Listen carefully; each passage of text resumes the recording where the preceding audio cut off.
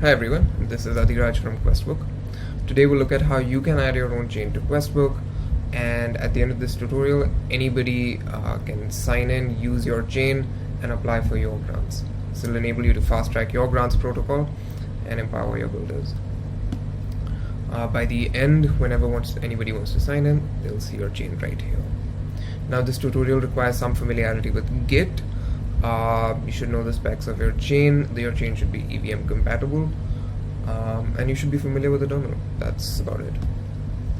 Now the first step is going to be we clone this repo, the chains repo. You will see this in the description of the video wherever this is hosted. You can just go ahead, clone this with GitHub Desktop or use the CLI, up to you.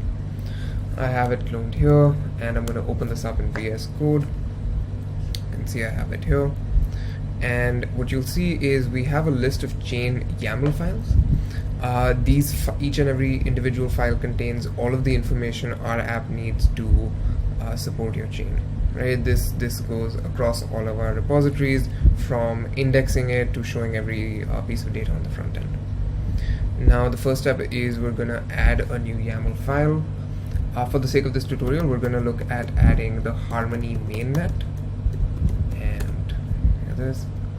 I'm just going to add the chain name. In this case, just mainnet, and I'm going to need a little more information. This is correct, but right. So I'm going to need the chain ID and the RPC URL for Harmony, which you can easily get if you just look this up here. So, and we have all of this over here. Right, so we have the RPC URL, which I'm going to paste here, and with the chain ID, we're just going to go with chart0, and that's it. Right, the next step is we're going to run a little bit, a few more scripts. So again,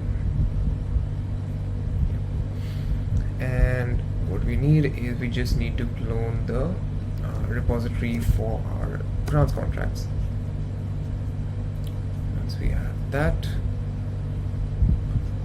We need to add an environment file. This file is required so that you can deploy it with your private key and the contracts are owned by you. Right, I'm just going to do that quickly. I'm just going to add the environment file right here, and should just be the private key. I'm just going to pause, add this, and come back. Otherwise, the private key is going to get doxed. Alright, so I have gone ahead and added the private key right here, and that's really all we need. We're just going to go ahead and run this command. This will go ahead and deploy your contracts, deploy our contracts on your network, and you will of course have full ownership of these. I'm just going to run this. This will take a few minutes, and once this is done, I'm going to skip this. Done, you'll see all the contracts being deployed. Alright, so as you can see, the contracts have been deployed. We have proxies, implementations, block numbers, blah blah blah. And another thing that you will notice is the Harmony mainnet, in this case, it already has the contract addresses there. Right, so we have all of this here. Now what we'll need is we'll need a little bit more information so that the front end can relay this information nicely to users. Right, if you go in and open any other chain, highly recommend this as a good reference point. So let's take Rinkubi for example, or actually even better, let's just take the Harmony testnet. It's similar, and we're just gonna up. See, we can require a little bit more information, so something like an icon. This would just help the front end look nicer. That's about it. We have a user facing name. Again, this is something that we want to show regular lay users, not the name of the main the network is, right?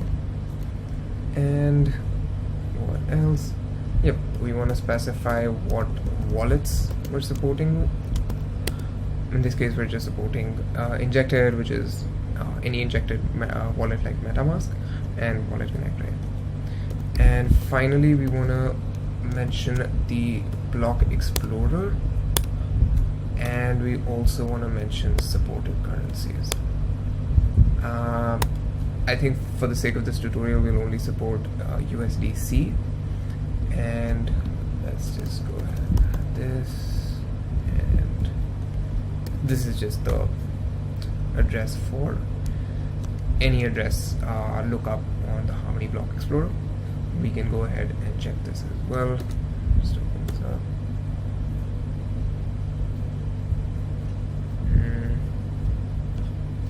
And I think this is an address, works well, and works well.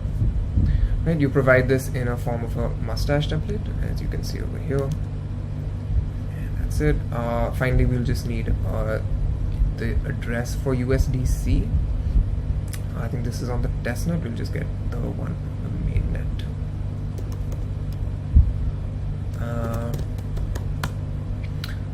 I'll just look this up and be back. Alright, so we have our USDC right here. What we're gonna do is just copy in this address. There we go. And that's it. We're good to go. All we have to do now is submit a PR. I'm just gonna create a new branch, call it Harmony Mainnet. Make our changes. We don't want the subcontract, we just want the YAML file, and I'm just gonna write this.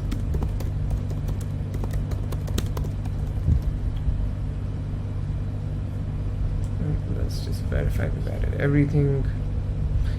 Even if you feel that you've not added everything, our CI checks will go ahead and tell you if something's missing, so not much to worry about. There you go, we're gonna publish. Go ahead and we're going to create a new PR. There we go. Right, let's just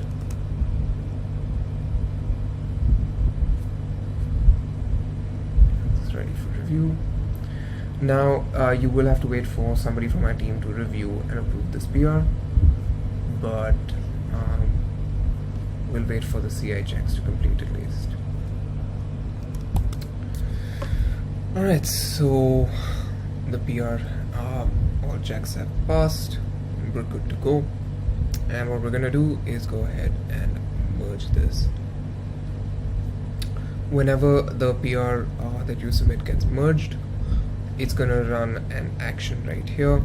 This action will commit all the necessary code to all of our repos so that we can support your chain on our app. We'll let this go for a while. It will take a few minutes for CI to run.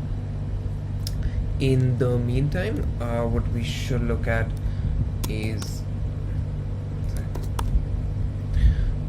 what each of these fields actually means. Most of them are very self-explanatory, but in case you do need clarification, you can always refer to our open API or our JSON schema spec that contains all of this information and describes what each and every field does, right? So take is test network, for example, just describe whether it's a test or a dev network, because this helps us differentiate and show test nets only on our beta app and not on our production app, right? Same thing, we want icons, the name of the icon, and we want to store this in the chain assets folder. Same, a list of supported wallets, RPC URLs, pretty self-explanatory, just the addresses of our Questbook contracts, what currencies you want to support, the address for our Explorer, so on and so forth. Anything you're unclear about, the description is right here, or if you need further clarification, feel free to hit us up on Discord. As you can see, the PR has been merged. Now if we go ahead and check out Grant's front end, we'll see the chain spec has been committed. And you will see this has added support for the Harmony mainnet. All of the required information that we just added in the YAML has been committed over here. and I think in a few minutes, as soon as CI completes, we'll see it live on beta.questbook.app. I'll pause the video here and I'll be back the moment these changes are live. Alright, as we can see, CI has completed, and now let's refresh the page once more for good measure, and there we go. Harmony mainnet is right here, and we can use any wallet like MetaMask or Wallet Connect to connect and start pushing out your grants.